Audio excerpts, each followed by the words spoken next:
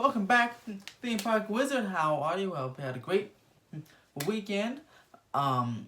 Please again like and subscribe to the channel. I have again some new merchandise, some shirts. I saw in the last video I was wearing.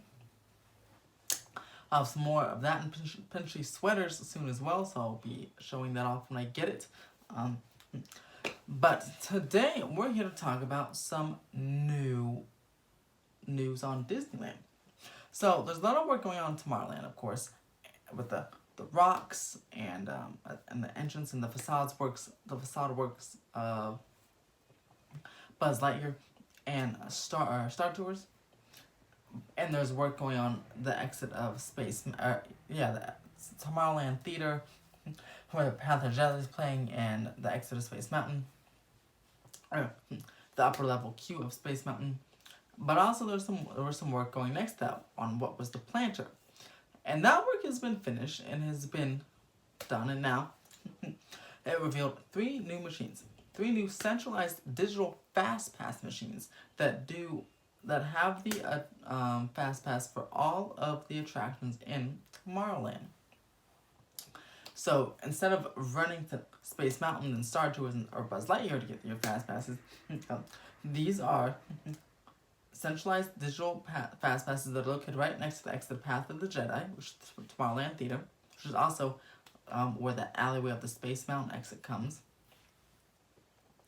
And what you do, the three machines, and you stick your park ticket in there, and then you'll get to choose a time. It'll allow you to choose a time.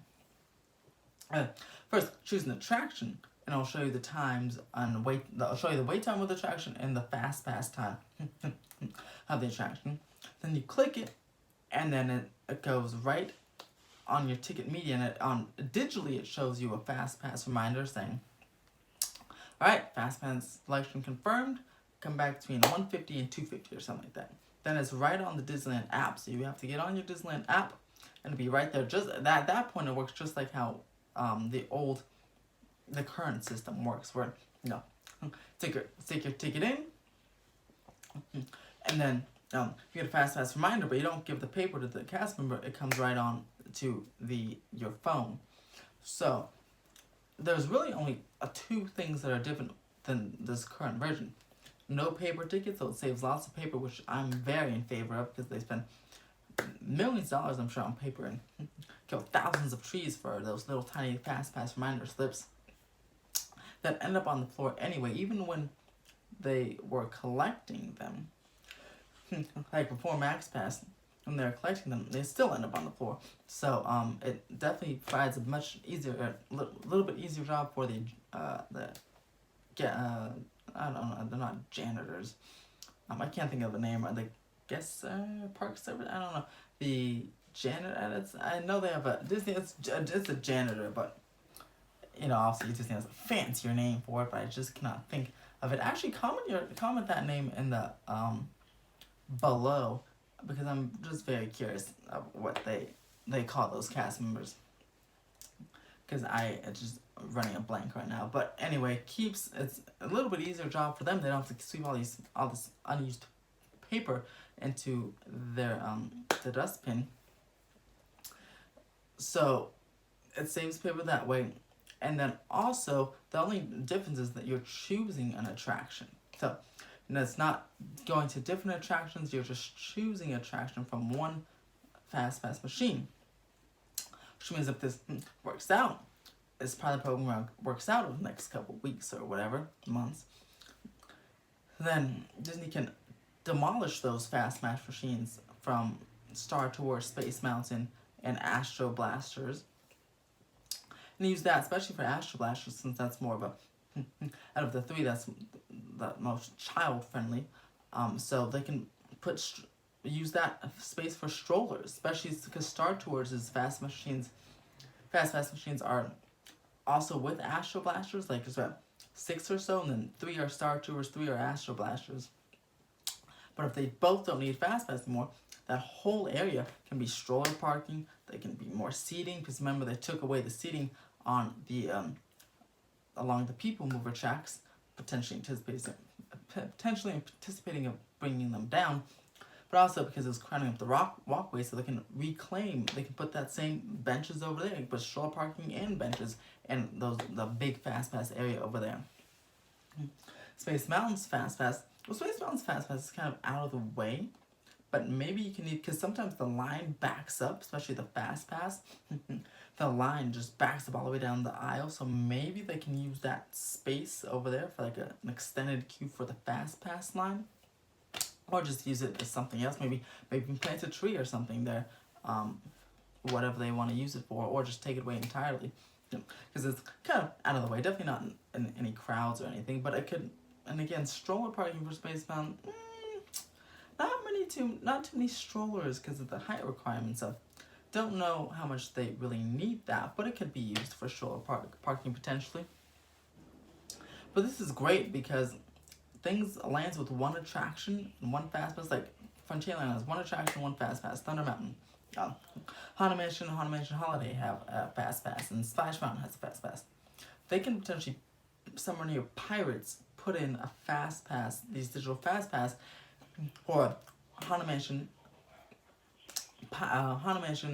Big Thunder, and Splash Mountain, so people don't have to zippity doodah to all those attractions to get a Fastpass. They can go right over to the centralized Fastpass, and they can use space, stroller parking, seating, more planters, because the Project Stardust got rid of a lot of, obviously, shrunk a lot of planters, so they can maybe reclaim some of that space, plant another tree in those areas. Never know, which is pretty good. Also, or you may have noticed that by Guardians of the Galaxy Mission Breakout, if this this digital Fastpass does well, and I think it really does because it's super, super simple. And also, 85% of the people use the Disneyland app anyway, and probably a high percentage of those, I think, whether it's added onto their pass or whether they buy it, they use Max Pass, so they probably don't even go to the Fastpass machines anyway, so there's even less of a need for them. But that's why I think potentially that they just kind of did a simple paint job on the Guardians of the Galaxy Mission Breakout Fastpass redo they just did. When they closed that whole courtyard off and they made the new paving, that transition paving into Avengers Campus, they kind of just left the Fastpass distribution alone. They repainted it this generic white and red. It doesn't even look like Guardians of the Galaxy. And even the machines themselves are stacked luggage, Tower of Terror theming, and they just added like property of T-Von collectors or something onto the stacked luggage as very minimal theming at all. But maybe, and it's probably highly anticipated, that they are going to demolish that Fastpass area, again, for different uses. This summer, when Avengers Campus opens up, they'll just have one Fastpass location inside Avengers Campus, most likely probably in that main circle area, where main plaza circle area, where you can, there's like 3 passageways. One will go to the Avengers e-ticket, one will go out to Mission Breakout, and the other will go down to Spider-Man. That'd be a good place to have a Fastpass distribution area for Spider-Man, Guardians of the Galaxy, and what will eventually be the Avengers e-ticket in a few years, because it's a very central location, and it's probably I think about almost equal walking distance to all 3 of those attractions. So that's probably why they did such minimal theming there, and it's probably the only explanation other than just being lazy. But I don't think it's Disney being lazy. I think they actually really do have plans to demolish the Fastpass area and implement the central Fastpass throughout the entire resort, which I think is a fantastic idea. It's another great way Disney, I think, is enhancing the guest experience, making things much easier for people. And you don't need a smartphone to do it. There's a physical slot, as you see in this picture, to, stick your ticket in. So it's not like you don't need a phone to scan or anything. I think it's great. Great way to reuse claimed space. The fast machines themselves aren't that big. There's not that many of them. They're digital, so you can put as many attractions as you can on there. Just in maybe few across the park. Cover all the Fastpass attractions. And another good point is that it could be another way to add Fastpass to some lines. Like Peter Pan. If you were to add Peter Pan to the normal system, it's already a very small area. I mean, they had to extend the queue twice. They had to build extended queue twice for Peter Pan. Even going through they had to close the shop to build through the shop. There's no way you can put physical Fastpass machines there, but if you have, let's say, in the Matterhorn spot, you demolish current Matterhorn Fastpasses and you put some, like the Fantasyland Fastpass station will be there. You can quickly just add Peter Pan and make one of the lines, make a physical line for Peter Pan's Fastpass. Since that always has a long line, but there's no way you can put physically a Fastpass machine near that area. It's way too congested and way too small. Especially with all the carousel and all the other rides over there, just way too congested already. But with this new digital option, you don't need physical Fastpasses. You can put on some other Fastpass near Fantasyland and potentially add new rides to the Fastpass system.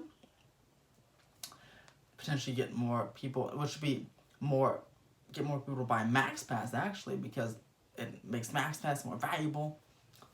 And for a potential goal of doing what all the other parks do and just having a paid Fastpass, MaxPass, and not offering the free Fastpass. But